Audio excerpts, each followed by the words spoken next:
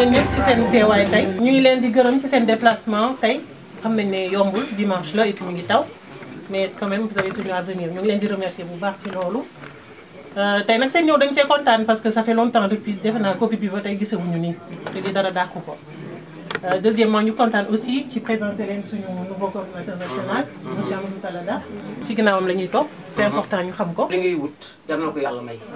parce que li ngay wut kenn mënu la ko may ku dul yàlla. ku am yàlla moo la may. barke El Hadj Malick ku am yàlla moo la may. mais ku baax nga ñi nga àndal bu baax lañu. yal nañu yàlla suturaal.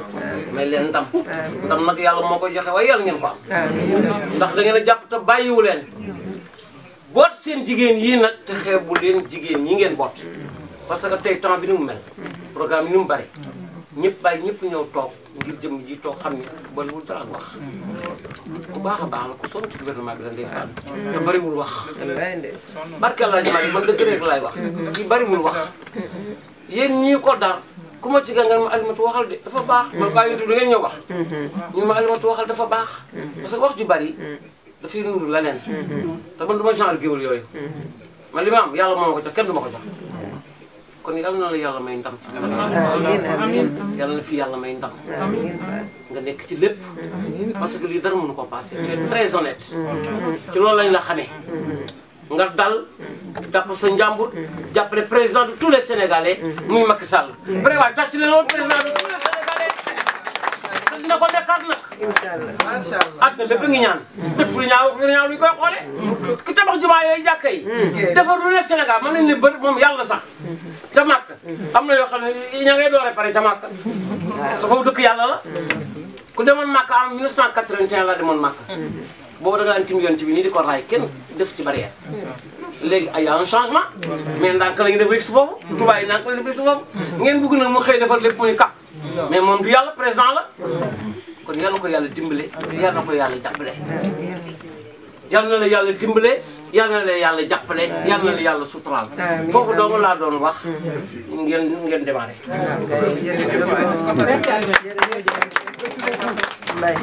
waaw kon ñu continuer ma doon wax suñu mbégte rek ñu recevoir suñu coordinateur national ñi ko xamul woon xam ko te Alimatu li mu wax kon suñu xel daal na ne nga ku baax la kon nag ñun def naa ne duñu def lu dul sant yàlla bu loolu weesoo dañuy am tam contentement di recevoir suñu ay camarades yu jóge Paris section Paris ñëw spécialement pour expliquer ñu seen coopérative d'habitat donc yéen tam ñu ngi leen di gërëm déplacé wu ngeen ci dimanche bu metti bi sant leen bu baax sans plus tarder nag pour ñu bañ a taat damay jox Kumba léegi parole bi mais Kumba damay wax rek ñaari moo ci yow soo ma ko mayee li tax ma jàpp la da nga nekk nitu dëgg da nga dëggu gëm li ngay def yàgg naa la topp gis naa ne da ngay def te yàlla tax te loolu si dafa jafe da nga bëgg APR bëgg président de la république moo tax képp kuñ la mën booleel rek ne la président kii la àndal rek da ngay ànd ak moom foofu nga jàpp nag foofu la dinañ la xeex dinañ la xarab mais da ngay jàpp rek bañ a bàyyi lii nag ànd bii dafa neex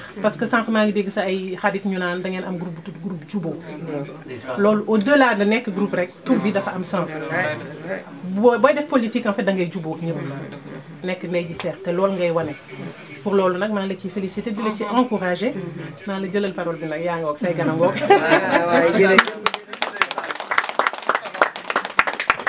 damay jóg taxaw.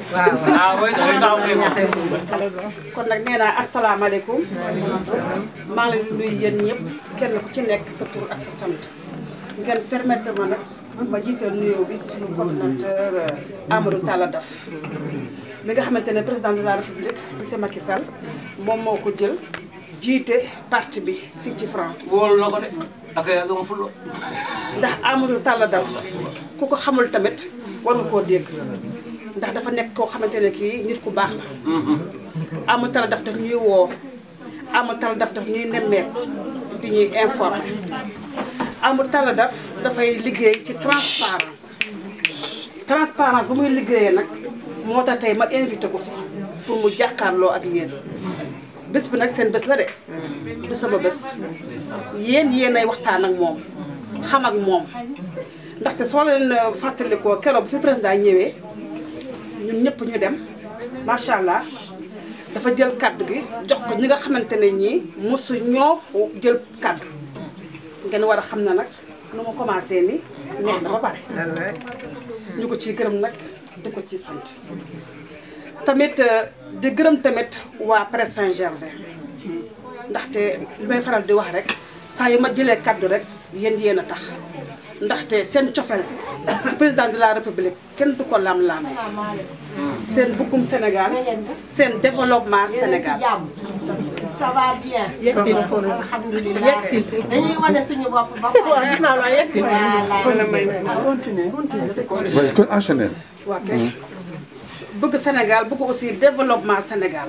ngeen jël ma jiital ma te man gënuma leen ci lenn gënuma leen am ëpp nit ëpp ma leen xel mais te bu su leen maa fakkastal benn yoon amul kenn tamit ku mës a werante ak man mu am na ay kilifa yi nga xamante ne ñu ngi ci groupe bi bëgg groupe bi lépp lu jaarul yoon ñoom ñoo si teg yoon ba tax na lépp jaar yoon muy ñoom Ibrahima Ndaw ñoom Ousmane Balde ñoom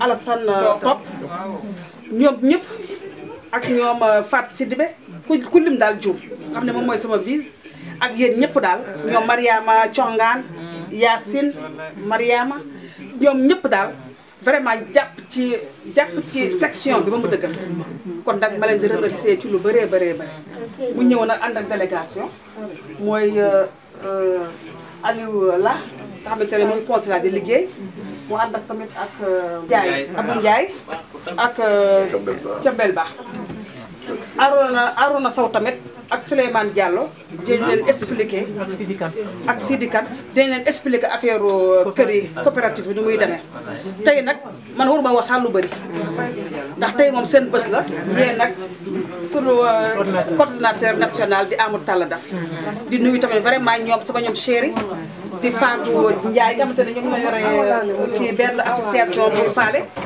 ak sama chéri Aïssa Sow ak Nathalie di nuyu ñëpp daal président des femmes di Dabel ànd ak doomu ndeyam di Nabou Diop di nuyu tamit Fatou Ndiaye ak yéen tam association fale ci Pante ñu ñoo dëkk di nuyu ñoom Jadel yéen ñëpp daal ku lim juum ñoom Sala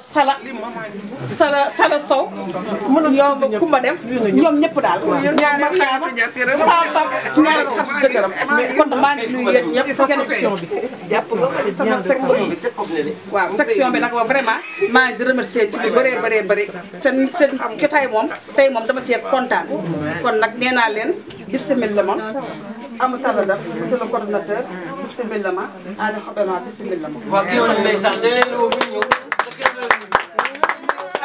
day woo kii ba ñu ñëw ñu fàtte ñu. dara lu neex ci dëkk bi. président ku bëgg a ak maa xam ne. di nuyu Aliou Matou Mbaye yaay bu ko koy jaaxaar laay gis nga ma war a gannaaw. président nag dafa ne nañu liggéeyal section yi ndaxte soo déggee ñu ne section ñu ne coordination rek section ñoo tax kon nag section yi dañ leen war a dundal ndax coordination yi dund kon nag tey su ñu ne APR rek ku nekk da nga war a bàyyi sa yitte ñëw fii fekkee ko ndaxte ñi fa daje yépp kii bi benn la xeex bi benn la mooy président Macky Sall. billaay tàcc leen loolu la ngeen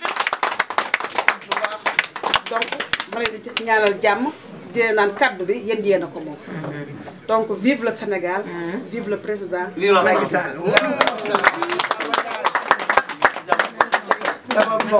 man la Yacine man maa yore affaire coordination côté élection yi ci côté Koumba Fall nag sama xarit bu baax bi moo ma ko présenté mu gis ma xam ne ni que liggéeykat lañu ñun ñëpp ñun ñi kenn ku ci nekk war nga yore def nga fi lu mu tuuti ñaar fukki at ci dëkk bi ay liggéeykat la ay jigéen lañu ay liggéeykat lañu te ay responsable lañu waaw duñu dugg ci yu ñàkk fayda waaw man loolu moo ma ëppal importance pour man liggéey laa ko teg dugal nga ma ci dara dama ciy liggéey ba mu jeex te sama président jalal na ma ko parce que nekk naa nit koo xam ni du ma gëj Sénégal dama fa am ay affaire di ko fa def chaque 2-3 mois maa ngi Sénégal di dem di ñëw te gis naa li fa président bi di def bu njëkk ba dañ dans les années 2000 dañ daan dem Sénégal li ñu fa bàyyi woon dans les années 90 loolu lañ fay fekkaat du am benn évolution léegi man mën naa leen wax ni nii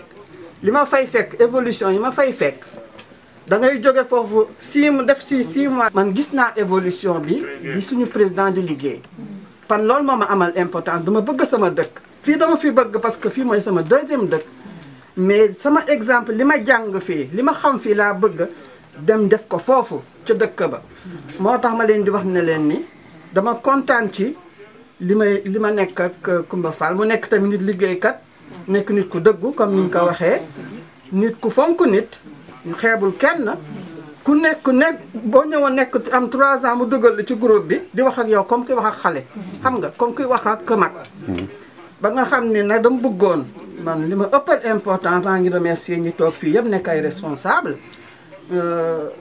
nga xam ne ñun ñi di déplacé wu nekk ay responsable ñëwuñu pour fo te dañu bëgg lii ñuy dugg nii lépp luñ ci soxla suba ngeen dimbali ñu ci ngeen dimbali ñu mun ñu mën a liggéey ba ñu réussir defar suñu dëkk ci ginnaaw Macky Sall topp ci ginnaawam defar suñu dëkk mu évoluer ba pare ñu liggéey continuer dem ba mu nekkaat président Sénégal incha allah loolu moo tax ñu jóg li may wax nag moom surtout pour jigéen ñi parce que jigéen laa man lu may njëkk a wax rek mooy damay jiital jigéen te jigéen ñi fi nekk ñëpp ku ci nekk comme ni ma ko waxee def nga fi lu mu tuuti ñaar fukki at am nga fi ay doom yu mag ñu ngay liggéey ñii am nañu bac ñii ñu ngay def ñun daal am nañu liberté boo xam ne mën nañ dem fu ne amuñu dara lu ñuy tëyee pour ñu liggéey te dañu sérieux dañu bëgg nag ngeen dimbali ñu ci dimbali bi mooy lan ngeen topp ñu ngeen ni ñuy déglu suñu communication ngeen ñu koy tasaare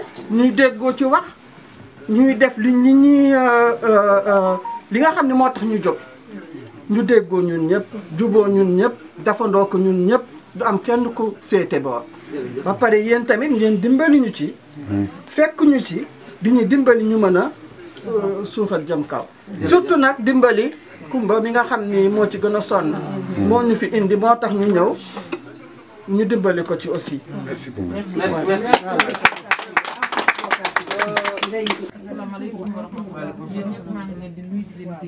man en fait Coumba laa xam moom laa dëkkandool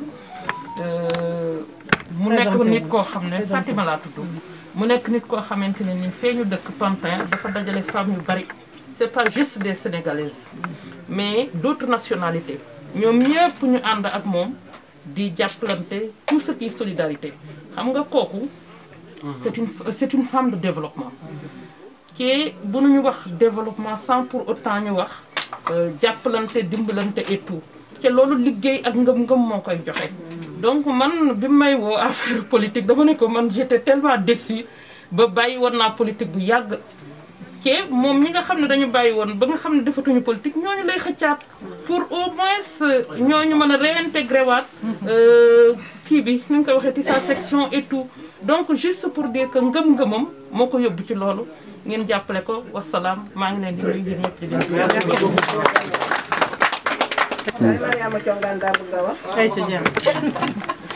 salaamaaleykum sëñ bi nuyu nañ la bu baax daaf ak yéen ñi ngeen àndal groupe bi yéen ñëpp nuyu nañ leen di leen ñaanal di leen jërëjëfal temps bu naqari beeg taw beeg yëpp te teewul ñëw ngeen di ñaanal Coumba mii nag moom mi ñu regroupé man mosuma dugg ci politique mais xaya sala toog ñaareel xaritu jëkkëram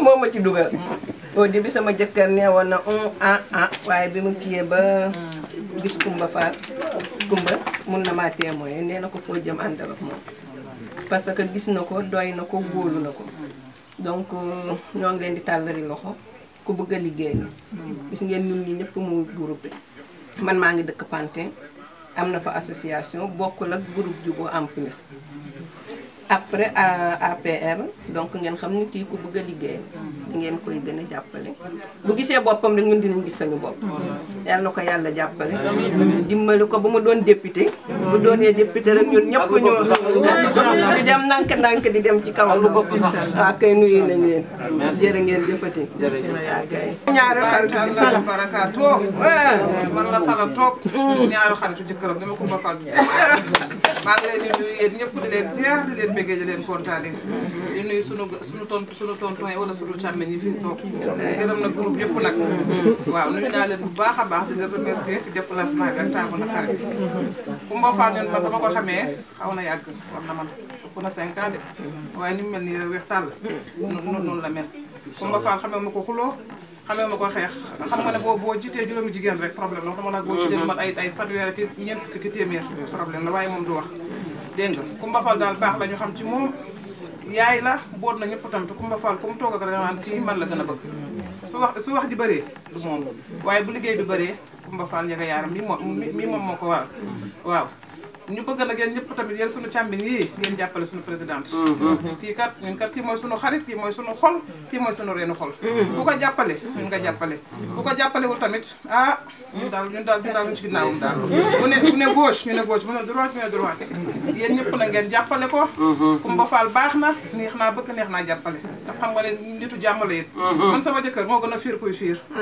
waaye te bu gisee Coumba Fall mu doy ko dafa ne ma sàll Coumba Fall fu mu la woo rek ba ma tàggu demal wóolu naa Coumba Fall kon nag kii ko neex a jàppale te kii kat nag su ngeen ko poussé rek mu dem su ko pousse mu dem ndax bëggeewul du lekk bàyyi kenn lu mu am tamit duñ ko jox moom bii dërëm mën a dërëm bi laa fa jël dinañu ko wax kon nag yéen tamit wax dëgg yàlla ku lay jàppale tamit na ko ñëpp jàppale gudd fan la lay ñaanal wér ak wérle fekke ak tal yàlla na nga nekk ministre de la ministre de la ministre de la femme et de solidarité et de joxe xaalis waaw moom la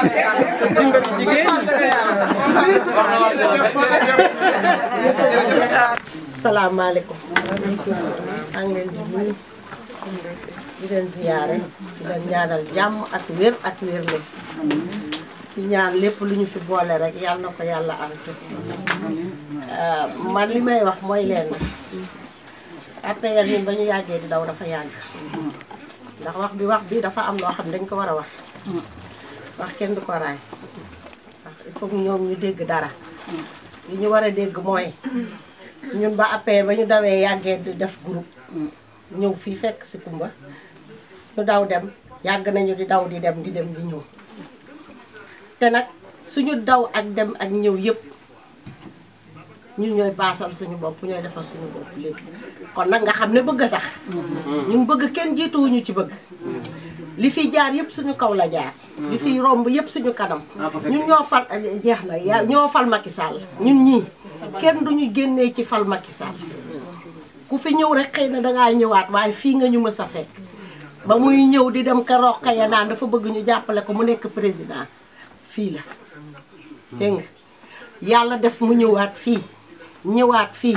ñun ñëpp dañuy sol ci yére yi jënd ci yére yi fu Macky Sall taxaw ñu taxaw fa waaye APR dafa am tuuti problème parce que dañoo xamul ñuy daw ñu ngi xam ñi nekk ci kanam te loolu dafa war a jeex ndax ñun amatuñu temps di daw ci lépp parce que ñun ñëpp ëpp nañu tey mot nañu ay 40 ans wala ëpp nañ ko ñoo fi nekk du dëgg ba tax na liñ doon dawee avant 2012 ba 2012 ba tey ñu nekk 2021 mënatuñ ko daw li ñu mën a daw mooy nañu xam ñun ñii ñooy kan ñun suñu dimbali dafa yomb de ñun laajuñu kenn xaalis waxuñu kenn may ñu waaye nag ndimbal yi mooy jigéen ñi dañu war a taxaw di leen dimbali lu ñu soxla Sénégal ñu yombalal leen ko bu ñu amee xaalis yu ñuy leble ñu yombalal leen ko lebal leen ci ndax ñañu lebal ba ñu toog ca xaalis gënuñu leen yéen ñii te da ngeen a liggéey ba dee ci APR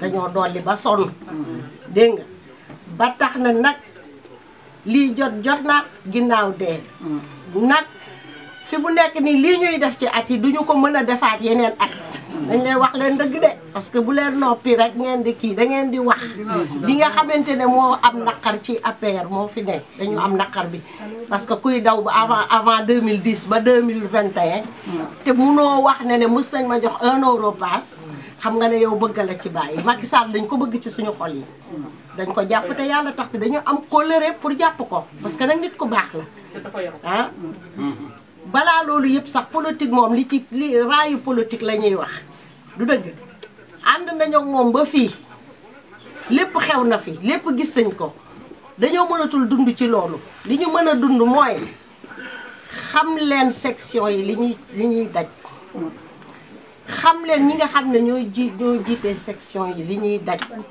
nañ leen di jox transport ñuy mën a déplacer seeni nit nañ leen di wax ak ñoom nañuy ñëw si ñoom di leen laaj seen doléance lu ñu soxla ñu wax leen laaj leen ko lépp le nañ fi ay xaalis ñu ngi fi toppatoo ay kër jigéen ñi ñëpp bëgg ay kër ku nekk bëgg nga kër parce que lu la tax nga ragal la dëbb sa xaalis parce que amuloo garantie parce que ku lay liggéeyal sa kër lekk sa alal moo tax ñu bëgg président taxaw ci loolu macha allah nee na mu ngi ciy taxaw moom moo ko wax. doguma la mais quand même ñu ngi ciy taxaw parce que coopérative d'habitat yi ci laay ñëw ndax ñun suñu coopérative bu jiitu bi commencé nañ ko ñun ba am nañu léegi ñetti at beneen mi ngi ñëwaat nii ba tey rek ci yokk bi la nekk. du dëgg ndax coopérative li ko taxawal du lu gaaw suñu bos am na 3 ans bi ci at bi la koy def këyit yi doog a pare donc lépp si ndimbalu président la parce que bu ci président jàppale coopérative gaaw la taxaw la preuve que ñun suñu bos a ngi nii 3 ans ñëpp daw door nañu 2000 nekk nañu 800 presque femmes boobu tëj nañ ko donc bu bees bi mi ngi ñëw ñun fi ñu jaar foofu lay jaar lépp ci ndimbalu président la kontaan nañ ci ñu ngi sant yàlla bu baax ñu ngi kontaan ci président ci loolu waaye na yokk jàppale jigéen ñi ci seeni projet ñëpp bëgg nañu projet kala joodi do doyen na yidi projet kala dari do doyen na yidi walleede wona ñaagogol kaalis ko ballugol wallugol yumbe ko ɗum kaala waaw wallude noon du xaalis du petit président ñoom ñuy jot président nañuy wax ñuy xam parce que nag dafa jot lii jot na ginnaaw dee fukki at ak dara li des ci kanam dañu liggéeyal nit ñi yëg seen bopp ci Macky Sall comme ñi ci ñeneen ñëpp yëgee comme ñi ci waa Sénégal di yëgee ñeneen di ci yëg ñu yëg ci suñu bopp ñun suñu section bii bu Coumba Fall bi dafa war a yëg boppam il est temps dafa jot parce que Coumba daw na ko façon bu ne ñun tam daw nañoo Coumba fu ne mais nañ ñu xam suñu daw nañ ñuy dimbali ci li ñu soxla moom mu bees mii ñëw nag ñu ngi teg lépp ci loxoom di ko xool. merci di ko dénk nag. voilà loolu daal mooy li jigéen ñi soxla jërëjëf ngeen baal ma ak yal nañu yàlla boole baax jërëjëf. may mën a ñaan. naam li nga wax lépp dëgg la nuyu naa leen yéen ñëpp. da ngaa dindi sama blanc. nuyu naa leen yéen ñëpp kenn ku nekk sa tur ak sa sant. ñun dañoo yàgg section bi sagam njëkku ci section yi tamit nekk na ci ndaare. dëgg la te dañ cee daw ba bëgg a dee. Coumba Fall daw na ci guddeeg bëccëg. talu dara te amu ci dara. ndax bu ci amoon dara ñu xam ko. même ñun ñii te fii ku nekk xam nga ni temps amul. ku nekk dimanche doo génn sa kër man mi dimanche du ma génn sama kër. dëgg la mais nag nit bu lay sonal da ngay sonn ci moom. Macky Sall fu nekk dem nañ fa ba giriñ ñi fu nekk dem nañ fa te ñun gisuñu ci politique bi dara balaa may dañuy wax fees bi may dégg ñun amuñu ci dara ku am ci fees dara na yëkkatoo xam amul fii gisuñu dañuy dégg te xaaf bi la ñuy jox ñu naan fees dugg na fi génn fii nañ di boole waa Prince Saint-Gervais dëgg la waaw maa ngi jégul dama guddee ñëw yàgg naa ci biti xaw ma woon fan mooy sànni mais su ma teel a ñëw li may wax sax na ëpp lii ndax dañ cee sonn Coumba sonn na ci guddeeg bëccëg day wàcc liggéey continuer di dem ay réunion lëf boo ci sonn da nga ci gis sa bopp ëppoon nañu lii ñëpp a tay kenn ñëwatu ndax nit ñi dañoo sonn dañoo tay ku ci nekk sa bopp tal na doy na la sëkk mati nag nañu gestu bu ñu gestu ba léegi dootuñu gestu de ndax ak nguur moom du continuer ndax xam ne sonn nañ ci moom daw nañu ci moom lu nekk def nañ ko moom tamit nañu gestu waaye dafa jot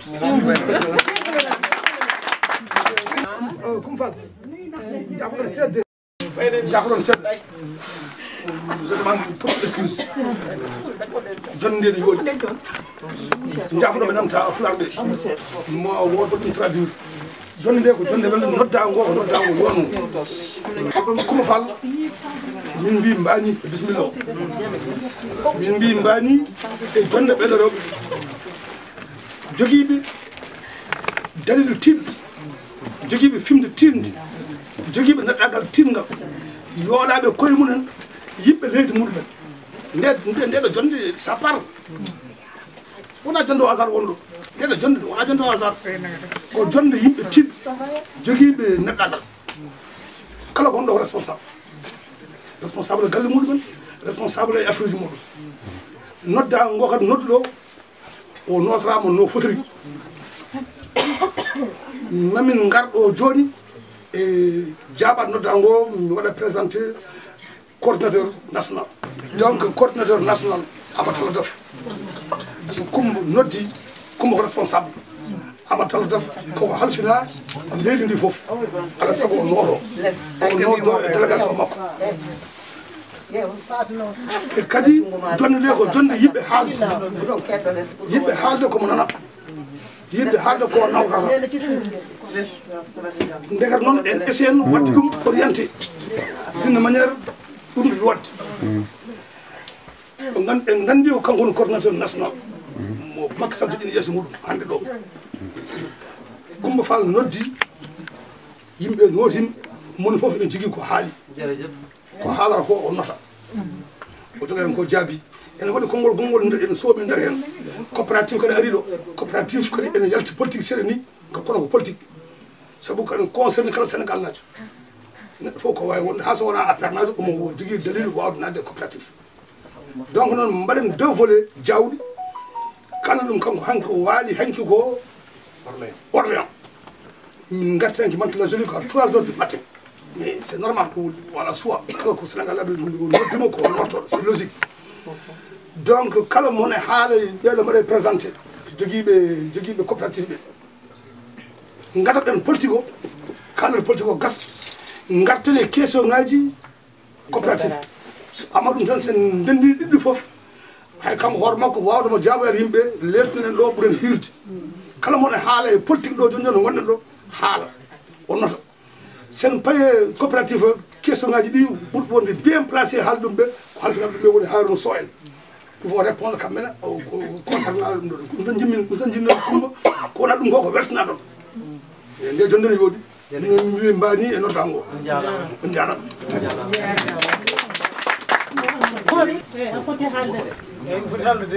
moɗen nak vraiment amen jettamo no feewi ñu ngi koy gërëm di koy sant ndax saa yu ñu buggee saa moom moo ñu toppatoo eyi on bisimillahi mi salmini on fof mbaɗa fof mi salmini salmini haala dam mi salmini ko wonde muɗum fof e so ɗum ɓenni affaire cikkanno ɓen jiɗima baba e gara segare gason hande ko o janggo o kala men nodduɗo yimɓe foti jabade kono o nodda haaji o noddumi arata o nodda haaji on no yaɗano affaire taal daf no foti régl ɗum yimɓe vraiment eɓe gondi kono ɗo gondani ɓerɗe ɗum noon moƴƴani yimɓe tan mballa neɗɗo goto foti fof wonde ɓerɗe bo jaada gonda gona gotum ene tuma Macky Sall mballate tawi makko eɗen mballa neɗɗo goto noon poɗɗe wonde no fof kono eɗen mballa neɗɗo goto an yiiɗa keeɗa yeesam yiiɗa o heeɗa yeesam heeɗa yeesam kala heɓma ala ardini poɗɗe ko reede muɗum ɗum ɓuri moƴƴi ko heddi ko noon vraiment probléme ne farti he yo régle e on jarama explique en wolof alors pour ceux qui comprennent pas li mu wax daal en gros nee na que parti bi dafa bëri ay xiro ak ay ñaayoo te rafetul parce que moom ci boppam sax woon nañ ko ci suuf bul abale saal bul donc tu vois mais malgré ça il a tenu quand même te loolu dañ ko ciy félicité parce que malgré ça dafa ne moom nitu kaddu la du joxe kaddoom du ko delloowaat.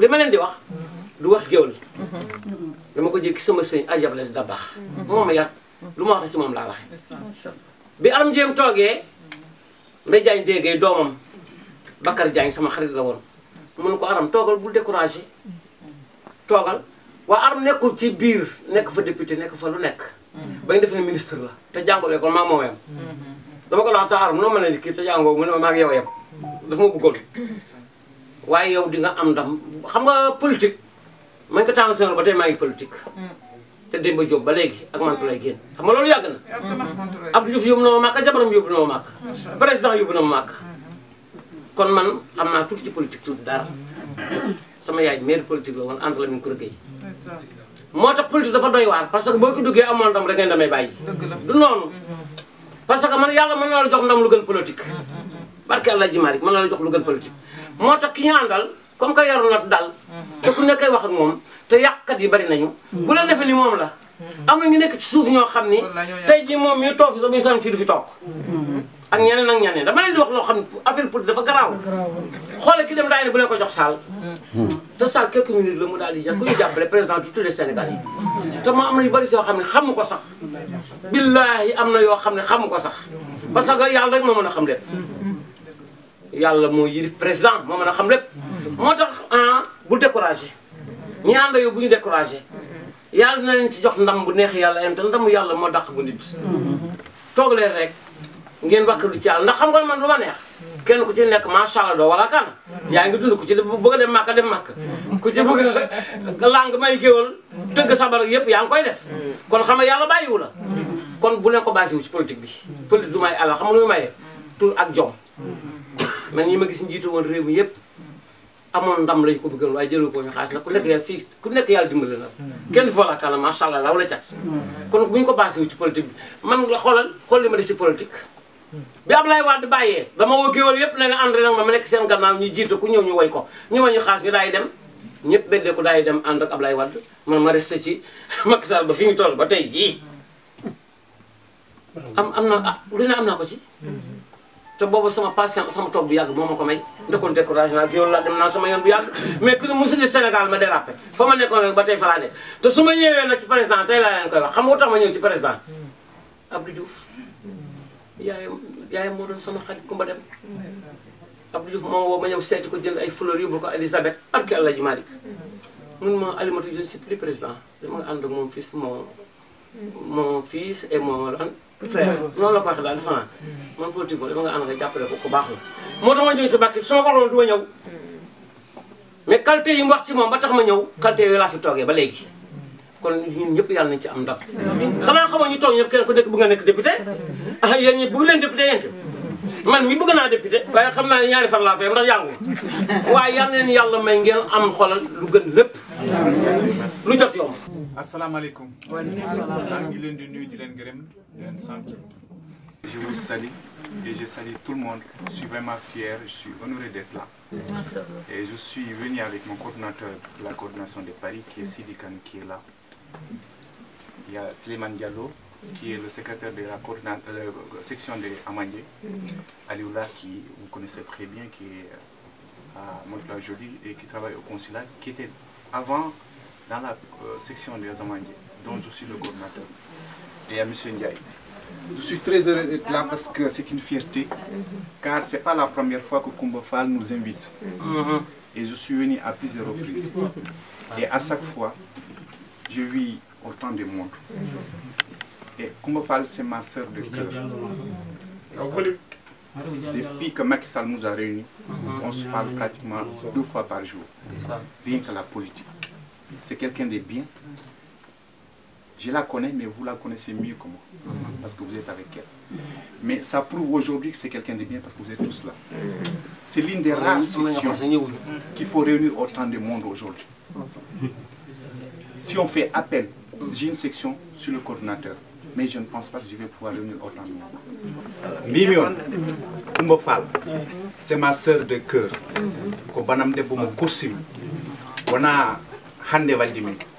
On nous dit qu'en plusieurs fois, elle m'a appelé à plusieurs reprises et à chaque fois, il y a eu autant de monde ou pas plus.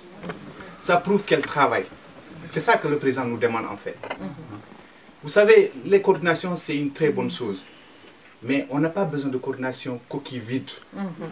Nous avons besoin au monde, surtout les femmes.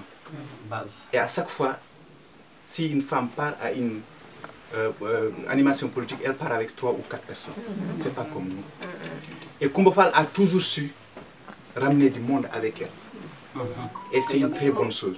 Et nous la félicitons, nous la remercions. Et elle est accompagnée avec des gens qui ont vraiment l'ambition, qui veulent aussi accompagner le président Macky Sall. Et dont Mariba, que je connais très bien. C'est une fille très dynamique, courageuse et qui a la volonté d'aller plus loin. Et que nous sommes là pour la soutenir et pour l'aider. Et ce que je vous demande à chacun et chacune d'entre vous, depuis que le président Macky Sall, son excellence, a mis Amadou Taladaf à la tête de notre parti, c'est de le soutenir, de l'accompagner. Et je vous assure, c'est quelqu'un de bien, parce que je le connais très bien. Amadou Taladaf a accompagné le parti bien avant qu'il soit coordinateur. À chaque fois que nous avons eu des problèmes d'argent, il était là. C'est lui qui sortait son propre argent, il donnait. Il a financé le parti dans toute la France. Ce n'est pas seulement ici à Paris. Dans toutes les coordinations, dans toutes les sections, il a mis l'argent de sa poche. Ce n'est pas qu'il est remboursé par le président. Il met son propre argent. Et il nous a accompagnés à chaque fois. Et deuxièmement, c'est quelqu'un de humble. Avec tout ce qu'il fait, c'est vraiment, il faut être quelqu'un d'homme pour pouvoir faire ce genre de choses. Vous savez, la politique, ce n'est pas facile. Et personne d'entre nous est aimé par tout le monde. Vous entendrez toujours quelqu'un qui dira, il est ceci, il est cela. Mais ce n'est pas ça l'importance. L'important, c'est de faire ce qu'on croit bien. Quand on est sûr de soi, on n'a peur de rien. Et pour être fort, il faut avoir du monde derrière. Et moi, je suis derrière lui. Pourquoi? Je n'attends rien du président Macky Sall. Je ne cherche pas de poste. Je ne veux pas de poste. Moi, ce que je veux, c'est le Sénégal.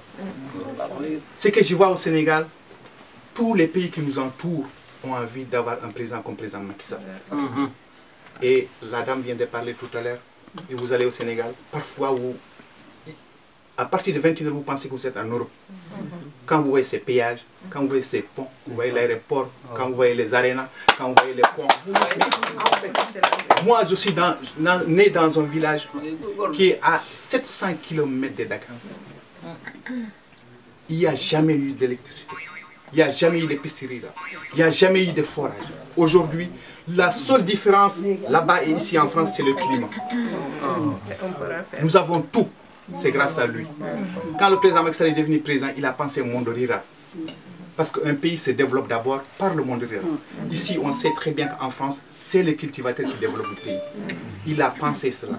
Donc, je vous demande très chaleureusement de soutenir votre coordinatrice, Coumba Fall, et aussi soutenir votre coordinateur, Talla Daf. C'est tout ce que je vous demande. Et quand on reviendra sur les questions des coopératives, je suis le président, je vous répondrai toutes les questions que vous poserez, Inch'Allah. Je vous remercie.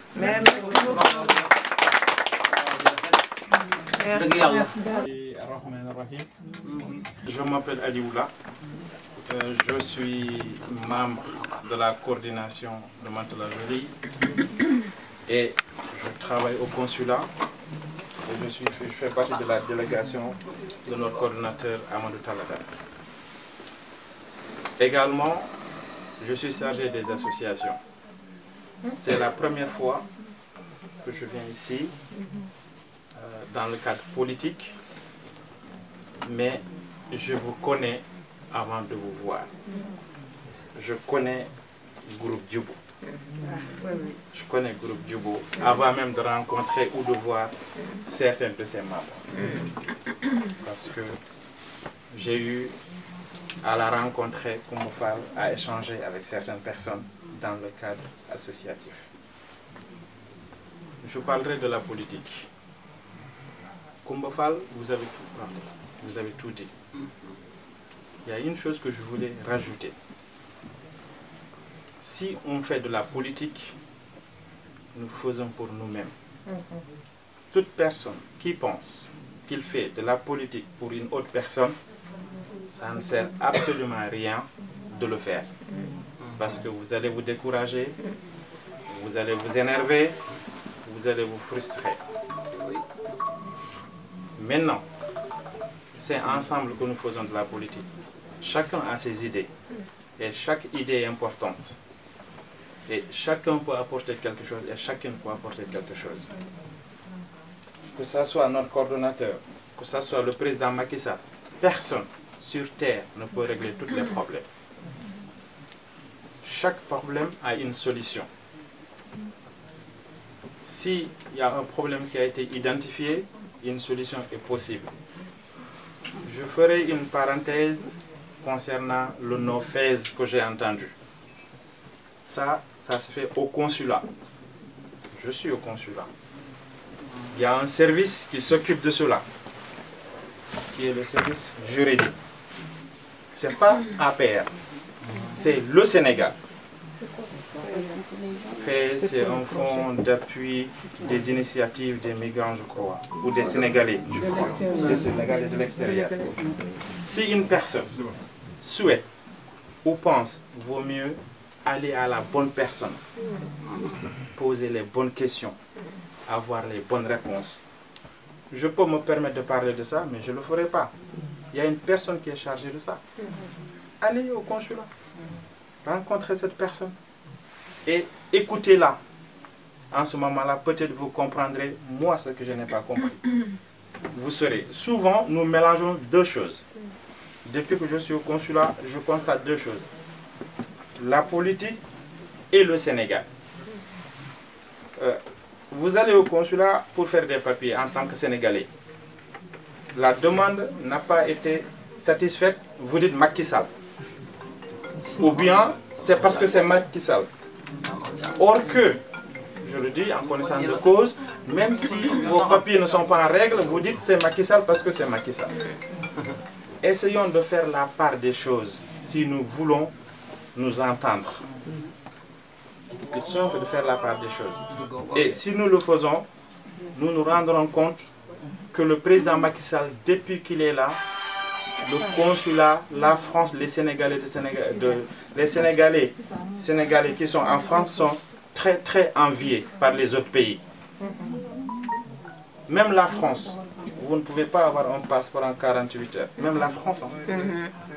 Les autres pays, 2 mois, voire même il faut qu'on envoie les documents à leur pays pour établir un passeport. Ici, tellement que le président Macky Sall a facilité, les Sénégalais pensent maintenant que c'est devenu une obligation de certaines choses. Or que, il y a ce qu'a dit la loi, par exemple, il faut une pièce d'identité. Il faut un moment tellement qu'il facilite, parce qu'ici il faut un passeport pour un petit séjour, il faut un passeport pour travailler. Mais les gens ont oublié de regarder quelle est la réalité. Mais ils regardent seulement ce qu'ils veulent sur le présent. C'est pour vous dire, mais vous faites un travail excellent et aussi Coumba Fall fait un travail excellent. Moi j'ai confiance en elle. Les gens diront ce qu'ils veulent, mais il ira en avant tout le temps. Parce qu'elle connaît les gens qu'il faut. Elle connaît les gens qu'il faut. Elle a peur de rien. Peut-être vous ne connaissez pas qu'on se connaît, mais elle peut faire beaucoup de choses pour vous. Ayez confiance en elle. Quelles que soient vos démarches, quelles que soient vos inquiétudes, ne jugez pas tout de suite. Il y a des choses qui vont aller très vite, il y a des choses, ça va prendre du temps. Il y a des choses qui vont dépendre de vous-même par rapport à votre demande. Il y a des choses qui dépendront peut-être de l'administration, il y a des choses qui dépendront d'elle. Il y a des choses aussi, c'est de la politique, il y a des choses qui ne sont pas de la politique. Nous aimons notre Sénégal, c'est pour que le président Macky Sall travaille le Sénégal. Nous, ici en France, alhamdoulilah, nous avons besoin de l'aide. Il le fait, le président, il le fait. Mais nous avons besoin encore de l'aide.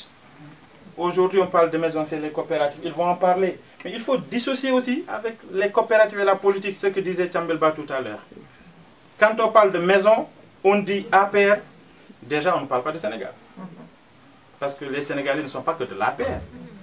Il y a d'autres qui sont des Sénégalais qui ont aussi le droit d'avoir des logements, comme tous les APRistes. Pour dire que nous sommes ensemble, essayons de travailler ensemble dans la paix et dans l'entente. Ni la force, ni les bagarres ne peuvent donner quelque chose. C'est juste la paix et aussi la détermination et la patience. Dieu nous exhorte à être patients. C'est ça, Dieu nous exhorte à être patients. Parce qu'imaginez, autant de Sénégalais qui aiment le président Macky Sall, chacun dit il faut que j'ai quelque chose. Est-ce que c'est possible? Non, ce n'est pas possible. Mais nous le voulons. C'est Dieu. On a le droit d'espérer. Mais juste apprenons à avoir la patience. Apprenons aussi à comprendre les autres. Si on était à leur place. Moi, il a dit qu'il a pitié de lui, plus que moi. Imaginez. Vous sortez à 2 h du matin, vous revenez chez vous. Vous n'avez pas vu ni vos enfants ni votre femme. Vous vous levez. On vous appelle. Si vous ne décrochez pas, on dit si on l'appelle, ne décroche pas. Si vous décrochez pas, vous décrochez, vous ne parlez ni à vos enfants ni à votre femme. On ne pense pas à l'heure de toilette, on ne pense pas à l'heure de prière, on ne pense pas à l'heure de manger. On pense seulement qu'il me décroche. Il ne me décroche pas. Tout simplement. Tout simplement. Je me suis amusé un jour à ne pas prendre mon téléphone. Dans une journée, j'ai eu plus de 180 téléphones. Imaginez, vous prenez tous ces téléphones. Même au travail, vous ne travaillez pas. Ah oui, oui. Vous êtes au travail. Il a un travail, il a beaucoup de travail. Vous avez quelqu'un devant vous. et quelqu'un vous appelle au téléphone, qu'est-ce qu'il faut faire? Décrocher le téléphone ou continuer à parler avec la personne? Si vous continuez, l'autre dit il ne m'a pas appelé, il m'a pas décroché. Si vous décrochez, l'autre dit il me manque de respect parce que je le parle, il parle au téléphone. Vous voyez, si on réfléchit un peu, on se rend compte qu'on peut se comprendre. Chacun de nous peut comprendre l'autre. Imaginez, vous êtes avec votre mari et quelqu'un vous appelle. Votre mari va s'énerver. Et imaginez, la personne est avec sa femme. Et tout le monde l'appelle. Et elle dit, il n'a même plus le temps de moi. Et après, maintenant, c'est, vous savez, hein, après, ça part en cacahuète. Donc, c'est pour dire que, alhamdulillah, on fait tout ce qu'on peut.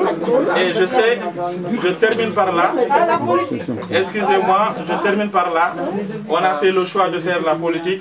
On a fait le choix de renoncer à certaines choses. Et on a fait le choix de répondre les gens. On a fait le choix aussi de comprendre les gens et de renoncer à cette vie. Parce qu'on a choisi de faire la politique. Mais je voulais terminer pour dire, tout ce qu'ils ont dit là, sur notre coordonnateur, moi je pense qu'on a la chance aujourd'hui, en tout cas la France, d'avoir son excellence à Montaliadef. La chance que nous avons. La chance que nous avons. La chance que nous avons. Quelle est la chance? C'est bien de le savoir, non? Ou bien la chance que nous avons. Jusqu'à aujourd'hui, tous les coordonnateurs étaient des militants simples comme nous. Mais aujourd'hui, la chance que nous avons un coordonnateur qui fait partie du cabinet du président. Au moins qui a une possibilité plus large que les précédents. Tu avais un coordonnateur pour voir le président ou bien pour le parler. Il faut passer. Aujourd'hui, Dieu nous a donné quelqu'un, n'a pas besoin d'intermédiaire. Donc ça, c'est un avantage. Ça ne veut pas dire que ça va régler tous les problèmes, mais c'est un avantage que nous avons. Pour dire, continuons le travail et dites ce que vous pensez. Si on est ensemble, c'est pour écouter aussi, c'est pour régler les problèmes, c'est pour redynamiser, c'est pour aussi redonner confiance à notre sœur aussi. Elle fait un bon travail. Souvent, quand on fait un bon travail, les gens disent c'est pas bon et s'ils sont à votre place, ils ne font pas ce qu'ils font. Excusez-moi si mes paroles ont été moins bien.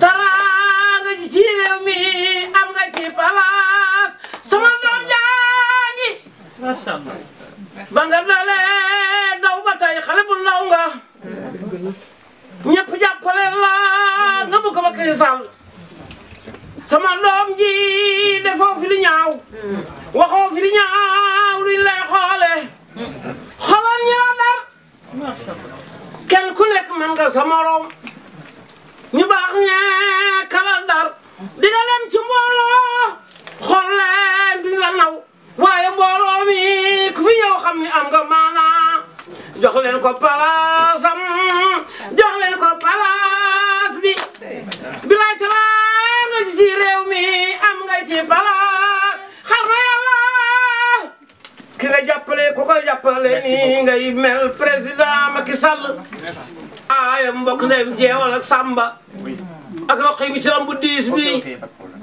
defar na Sénégal bu liggéeyee mu jël réew mi kenn mu ni ci dara ku dul yàlla nañu gëm yàlla te ànd ak moom te xam ne yàlla lay joxe teraanga yéen ñëpp li ngeen nekk député ci réew mi ma fekke ko ci barka Alaaji Maalik li ngeen nekk yéen ñëpp député sama géwél bi na nekk sama mbokkum géwél bi ak man mi yow moom yow xamante ne dañoo yàgg nag ci yëf yi da nga daan tëb fee ma tëb fee Abdou Diouf ba ci président Macky Sall mu baax mii xoolal laa nàmp man ci laa nàmp ba yàlla nga am ndam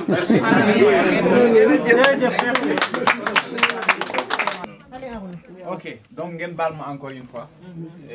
On calme mon nom. Je vais vous expliquer un tout petit peu. Je suis avec Sidi Kane, qui est aussi le vice-coordinateur, vice-président au niveau de la coopérative.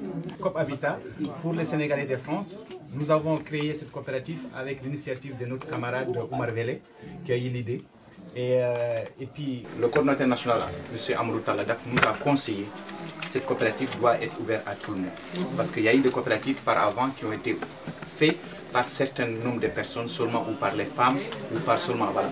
Nous, on a fait, tous les Sénégalais qui vivent en France peuvent venir adhérer à notre coopérative. Cette coopérative, quand nous l'avons créée, on a dit le droit d'entrée c'est 30 €. Et on va déposer le dossier. Il y a un membre le membre du bureau, c'est 12. Il y a le conseil d'administration, c'est 5.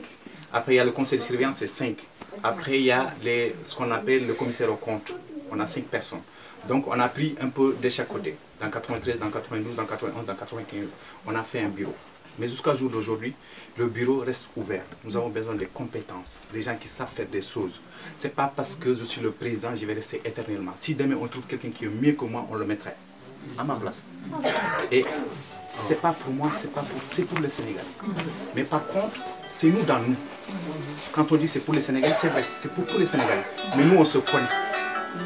Donc, quand je dis nous dans nous, le parti aussi a sa part dedans. Parce que cette coopérative n'est pas venue comme ça. Le président Macky Sall a fait cette coopérative pour aider ses militants aussi. Donc, raison pour laquelle vous êtes prioritaire, ça, c'est des choses qu'on ne dira pas d'or. Mais entre nous, vous êtes prioritaire. Il faut dire la vérité. Je ne vais pas vous mentir. Donc, cette coopérative, c'est pour nous. Et une fois que vous êtes inscrit sur la liste, il y a le Souleymane Diallo qui est parti, qui est le secrétaire général. Toute personne pour l'appeler, il va t'inscrire. Et l'Assemblée générale, c'est le 18 décembre. Tu payes 30 €, 10 € c'est pour le parc social, les 20 € c'est pour le frais de fonctionnement. Et le président Macky Sall, lors de son dernier discours, beaucoup d'entre vous étaient là-bas, il vous a dit que la maison coûte entre 11 et 12 millions. Et que, comme on fait les autres femmes, Thiapatel Sall en tant que présidente, ils ont mis 2000 € pour l'apport. Et nous aussi, quand on a une réunion avec l'ambassadeur et Hamé Sall qui va gérer le coopératif en France, il nous dira à peu près combien on doit mettre comme apport. Si on nous dit que c'est 2000, on mettra 2000. Si c'est 3000, on mettra 3000. Et une fois que la maison enfin on a distribué les maisons, chacun a son numéro, en ce moment, tu verses l'argent et le reste, tu payeras petit à petit en fonction de tes moyens. Donc on en est là aujourd'hui. Et le 11, les promoteurs immobiliers, ils vont venir en France. Nous, on va y assister avec Sidi Kane. Et aussi, on a eu un message la dernière fois. Il a appelé le banquier, qui est le directeur de la banque BSS. On doit le rencontrer, M. Kassé, pour aussi qu'il nous explique quelles sont les démarches à suivre. Et l'ambassadeur et le consul général, on va tous s'asseoir et puis voir quelles sont les modalités qu'il faut adopter. Où sera le site Dakar, entre Dakar et Thiès, Diomniadio, où tout ça là, ce n'est pas encore défini. Mais en tout cas, le 18, si vous pouvez venir, venez. Et c'est dans le 19, dans le 20e. 48 rue de Romainville. Voilà, 48 rue de Romainville. Vous venez et puis ceux qui veulent adhérer, ils paieront 30 €. Et puis après, on verra le moment venu et vous versez votre 2000 €, vous aurez votre numéro et votre dossier et puis on verra. Si j'oublie quelque chose, Sidi Kane vous expliquera. Et puis voilà, merci beaucoup. Merci. les questions. waaw ku ci am question rek ci kër yi. ku am terrain ba pare nu muy demee. En fait, nous personnellement, les maisons, en fait, c'est soit maison construite, soit terrain. Mais pour le moment, on ne sait pas les modalités. Comme terrain, ça c'est à part, c'est pour vous, vous construire. Mais là, c'est vraiment coopératif. Il y aura des numéros. Et que les gens qui sont à jour avec leurs cotisations, c'est ces gens-là qui sont prioritaires. Par exemple, vous, la coopérative des femmes actuellement, ils ont versé plus de 200 000 €. Ils ont déjà leur argent. Si demain, ils distribuent 200 maisons, ils vont donner par rapport en fonction de l'ordre d'arrivée. Par exemple, ceux qui sont inscrits, premier, deuxième, ils donnent. Par contre, parmi l'ordre d'arrivée, s'il y a une personne qui n'est pas à jour dans ses cotisations, on ne peut pas la donner. nga baal ma dafa am ñoo xam ne affaire yi leeragul ci seen kii ci seen bopp parce que terrain ak kër balaa ñu koy wax coopérative bi taxaw ba pare du noonu la coopérative bi xam nga léegi 30 € yi il faut mu dugg ba pare ñu doog a xam ndax yow inscrire nga ci coopérative bi parce que Macky Sall coopérative bi la laaj pour ñu mën a am li ñu bëgg Mais si le promoteur, en fonction de construction, il dépasse le plafond, et demain, tu vas payer plus. Donc, on ne peut pas avancer sur ça. Voilà. Maintenant, même ceux qui ont fait 2000 €, maintenant, demain, ils vont vérifier s'il y a à rajouter, vous allez rajouter. Voilà. waaw d'accord nañu foofu mais yéen même bu ngeen ko commencé léegi il faut ngeen ne 3000 nga wala ngeen ne 2000 léegi nit ñi dañuy joxe seen 2000 parce que ñun dañoo joxe suñu 2000 ñun joxe dañu suñu 2000 def nañu suñu coopérative am nañ temps de xaalis boobu ñun terrain la ñu waxoon yàlla def Macky Sall boole ñu ci 100 000 logements yi dégg nga donc ñun tabax moo ñu gënal terrain léegi ñun ci tabax la ñuy xaar 2000 yi ñu ne nañu def ku nekk 2000 teg fa en attendant du dëgg bés bu ñu tabaxee ba ñu wax ñu léegi ñu xam mais yéen di ngeen ne 3000 wala ngeen ne 4000 nit ñi di dugal ne C'est pour cela que je vous ai dit. parce que bu ñu xaaree ba kër yëpp ñëw. Non, on ne va pas attendre. Je vais vous expliquer. Le 18, il y a une réunion. On ne va pas vous dire c'est 2000 ni 3000 le 18. Ça, il faut que ça soit clair. Pourquoi? Parce que nous, on attend d'abord d'avoir des informations claires. On est parti à l'ambassade. On a rencontré l'ambassadeur avec Hamessar. C'est lui qui est censé de gérer le projet. Donc, lui, il va revenir nous expliquer ce qu'il faut faire avec le banquier. Si en ce moment, il nous dit c'est 3000, et d'ici 3 mois, 4 mois, on fera une réunion, on fera un appel, on vous envoie des messages, on fera même un article pour vous dire que désormais, le COP Habitat, pour l'apport, c'est 3000 €. Voilà, mais pour le 18, on ne pourra pas vous le dire. xaar ñëw na ngeen noppi ngeen déglu ko ndax man kat moo fi président du tous les Sénégalais kon déglu leen ko ndax bu président ñëw di ngeen ko déglu kon déglu leen nag pour ngeen am lu ngeen yóbbu. Asalaamaaleykum mbooloo mi ngeen baal ma, je vais essayer de m'exprimer en français parce que c'est là où je me sens plus à l'aise.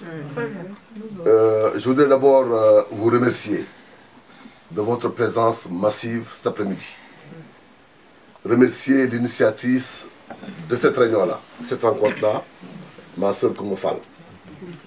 Elle m'a contacté donc à la fin du mois d'octobre pour me dire qu'elle voulait organiser une réunion de sa section un samedi. Je lui ai dit que Koumba, tous mes samedis jusqu'au 15 janvier sont pris. Parce que le président m'a assigné de mettre en place les coordinations. Tous mes samedis sont pris. Mais si c'est un dimanche, je me rendrai disponible. Hier, comme l'a dit Tchambel tout à l'heure, nous étions partis installer la coordination du centre à Orléans. Nous sommes rentrés à 3 h moins du matin. Je suis venu aujourd'hui. Koumba, je voudrais te remercier de cette mobilisation exceptionnelle, d'avoir réuni ta section, et elle est composée de ce que j'ai l'habitude d'appeler le cœur du parti. Parce que le cœur du parti, c'est vous les femmes. Vous êtes le cœur du parti. Il y a un parti. Sans vous, il n'y a pas de parti. Et le président en a conscience. Moi, donc, je voudrais vous remercier et te remercier. C'est ça, l'idée politique. Politique, moi, la base, c'est la base. Et là, je saisis l'instant pour faire savoir à ceux à qui on a demandé de ne pas venir ici que la mise en place des coordinations du parti ne signifie pas la mort des sections. Et que les coordinateurs de coordination ne sont pas les patrons des coordinateurs de section. Ça n'a rien à voir. Les coordinations, c'est un outil de permettre aux sections de travailler ensemble. Mais la section, elle demeure l'ossature du parti, la base du parti. Parce que quoi de politique sur la base, tu n'as rien. Donc on vous conforte à travailler dans vos sections, à massifier vos sections, et au niveau des coordinations, de faire en sorte que vous travaillez ensemble entre vous. Ni plus ni moins. Mais l'ossature du parti, la base du parti, ce sont les sections. La mise en place des coordinations ne signifie pas la fin ou la mort des sections. Il faut que ce soit clair pour tout le monde. Voilà. Je voudrais vous dire que j'ai entendu ce que Madame a dit tout à l'heure. Madame, j'ai apprécié votre... ça va comment? J'ai entendu ce que vous avez dit. un parti politique, quand on est engagé, on le fait par conviction. On le fait aussi pour développer le pays. En tout cas, Mandé, je politique pour un petit daraban. Je suis là pour servir le pays et servir le président Macky Sall. Je suis son soldat. Le Modor Madagoko. Et je suis avec vous. Je suis aussi là pour vous écouter, pour vous entendre. Parce que quand on n'écoute pas les gens, quand on ne va pas vers eux, on ne pourra pas savoir ce qu'ils veulent. Dem di leen nemmeeku waxtaan ak yéen déglu leen xam li ngeen bëgg jotali ko kilifa gi man nag du ma dogal du ma diggee tam ku ma xam ne man du ma diggee waaye lépp lu ma dégg naa ko jotali la décision lui revient. Dès ce soir, Inch'Allah, je lui enverrai un message pour lui dire que je suis venu rencontrer la section de... qui a mobilisé donc beaucoup de femmes et qui veulent ceci, qui veulent ceci, qui veulent ceci. Maintenant, la décision lui reviendra. Ensuite, vous dire que nous sommes un parti. On a besoin de ce genre de rencontre. Parce que même si nous sommes en période de Covid, ça on voulait le faire il y a 1 an ou 2 ans. Mais les conditions sanitaires ne le permettaient pas. Mais aujourd'hui on commence, c'est réel. Mais aujourd'hui, on est en train de reprendre un peu du poids de la bête. Donc on est en train de sortir petit à petit. Parti politique, il le sort là. Nini di Gissé, di Wartan. Parce qu'un parti qui ne se réunit pas, c'est un parti qui se meurt. Li, même si quelqu'un de 10 personnes, c'est important. Aujourd'hui, c'est Prince Saint-Gervais. Moi, j'ai envie demain que Saint-Ouen fasse la même chose. J'ai envie que Bobigny fasse la même chose. J'ai envie que Drancy fasse la même chose. J'ai envie que Mantes-la-Jolie fasse la même chose. Et à chaque fois qu'on m'appellera dans des réunions de ce genre, je vais me pour Demouji. Parce que c'est ma mission. C'est la mission que le président m'a assignée. Moi, je voudrais vous remercier. Ensuite, par rapport aux coopératives, à la coopérative plutôt, enfin, ou plus, parce qu'il y en a 2 pour l'instant. Il y a la coopérative des femmes qui a été initiée par Thiabatel Sall, qui est la présidente. Je la salue au passage. Mais cette coopérative, elle ne concerne que les femmes. Moi, j'aurais aimé rentrer dedans, mais puis je dis un homme, je ne peux pas. Voilà. Mais c'est la raison pour laquelle, lorsque Sidi, Harouna et Oumar Wele m'ont parlé de la mise en place d'une deuxième coopérative, qui est une coopérative mixte, j'ai applaudi des 2 mains. Il faut que le maximum de militants, effectivement, charité bien ordonnée, moi je le suis moi, charité bien ordonnée commence par soi-même. Mais c'est naturel. Mais il y a les Sénégalais qui sont là, ils ont droit. Et pour vous dire que ça tient à cœur le président, il va construire 100 000 logements. C'est un projet. Et sur les 100 000 logements, il y a 20 000 qui sont dédiés à la diaspora. 20 000. Mais il faut que nous ayons la diaspora de France. Ça aussi c'est important. Quand on traverse le fleuve Sénégal, la Mauritanie c'est la diaspora. Quand on traverse le Saloum, la Gambie, bon, c'est la diaspora. La Guinée c'est la diaspora. L'Australie. Donc maintenant, comme il y a un président de France. Donc ça c'est important. Donc moi je vous exhorte à vous inscrire dans la coopérative et à être régulier dans la mise en place de l'apport qui sera demandé. Hamessa, le président l'a désigné comme point focal au niveau de la France. Il est parti avant-hier. Lui et Cheikh Agne, ils sont partis avant-hier. Ils sont actuellement à Dakar. Ils veulent rencontrer, ils sont partis rejoindre l'ambassadeur qui est parti donc à la réunion du Forum sur la paix et à la conférence des ambassadeurs. Et ils vont rencontrer Moïse Sarr et la secrétaire d'État chargée du logement pour avoir tous les papiers nécessaires qu'ils vont ramener. Et une fois qu'ils auront ramené ces papiers-là, ils vont dire les modalités d'inscription et de mise en place de coopératives. Moi, je vous exhorte donc aller dans ce sens-là. Donc, voilà. Donc, sur ça, c'est ce que je voulais vous dire donc, sur la coopérative. Moi, le 18, je ne pouvais pas être là, Sidi. Donc, mais en sortant, je vais donner ma cotisation pour que tu m'inscrives. Voilà, pour donner le bon exemple. Voilà, donc voilà. Parce que le 18, c'est un samedi. Moi, le samedi, je suis pris. Le 18, bon, je suis normalement à Saint-Dié-les-Vosges pour installer donc, la coordination de l'Est. Donc, faisons en sorte que nous, on fait de la politique. On fait de la politique de manière différenciée par rapport à tout ce qui se faisait avant. Tout à l'heure, donc, Aruna a dit tout ce que le président a fait. Il va continuer à le faire, s'il plaît à Dieu. Et nous avons de grandes échéances devant nous. Les grandes échéances, c'est d'abord les législatives qui vont arriver, si tout va bien, au mois de juillet prochain. On aura besoin de la mobilisation de tout le monde. On aura besoin de chacun. Maintenant, président, l'homme président, je le vote. Moi, comme famille, parce qu'il n'a qu'une voix, comme on n'a qu'une voix. Moi, je suis politique. Je veux vraiment que partout où nous avons des Sénégalais, partout où vous avez des Sénégalais, on aille les voir, on les sensibilise de manière à ce qu'ils puissent nous rejoindre pour aider le président à continuer l'œuvre de redressement qu'il a entamée depuis 2012. Parce qu'avec lui, le Sénégal s'y voit. Regardez tous les pays qui nous entourent. Au Mali, c'est la guerre. L'instabilité politique en Mauritanie, les coups d'État en Guinée, en Côte d'Ivoire, c'est l'instabilité politique, au Burkina Faso, partout, au Niger, partout. Nous avons un havre de paix. Lolo nak dañ ko wara sante yalla ak ñu fa tëdd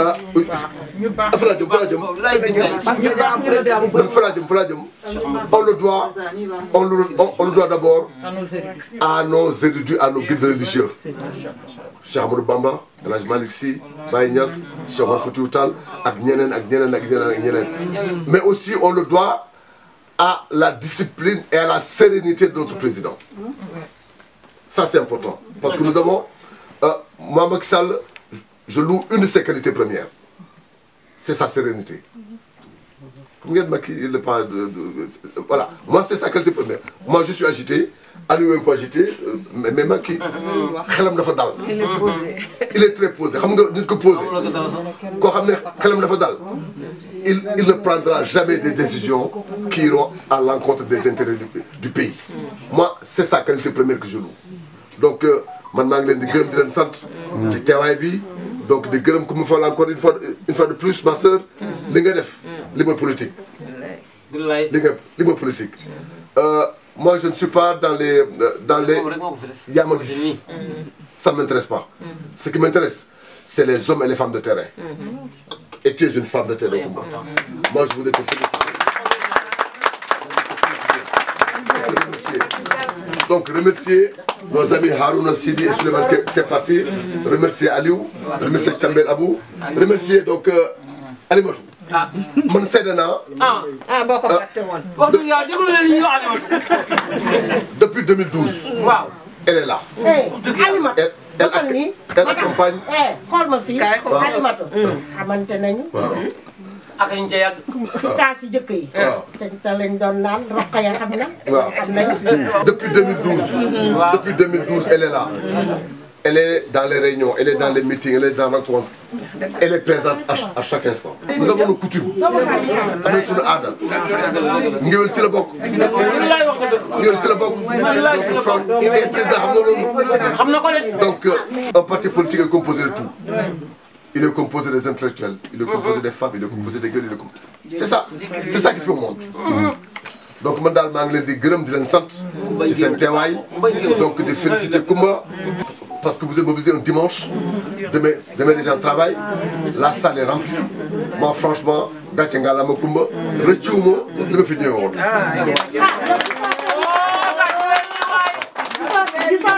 gisoo dara nag bu doon samedi. waaw. ñu jël salle bu rëy. yow gisoo dara. mais je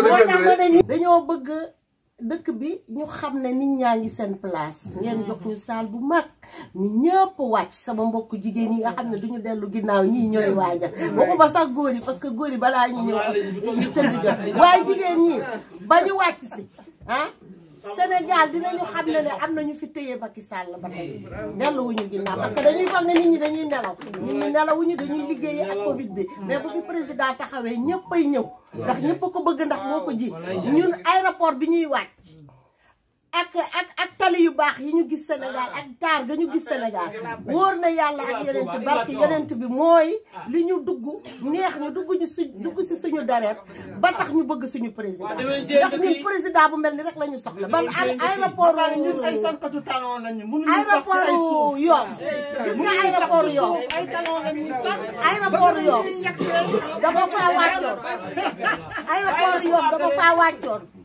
ma jaar ci ruq yi ak xeer yi dama jooy ma ne suñu aéroport bi léegi nii la bone lii de baaxatul Sénégal ñun moomuñu aéroport bi ma amoon ay tubaab bi bëggoon ne ma ne leen bu leen dem xaar leen tuuti aéroport bu bees bi pare ma ne leen dem leen ñu dem ñu ne mooy Sénégal comme France ma ne leen waaye ma jeexalee daal mooy moi je suis à la disposition de tous les militants. Man sama téléphone il n'est jamais fermé.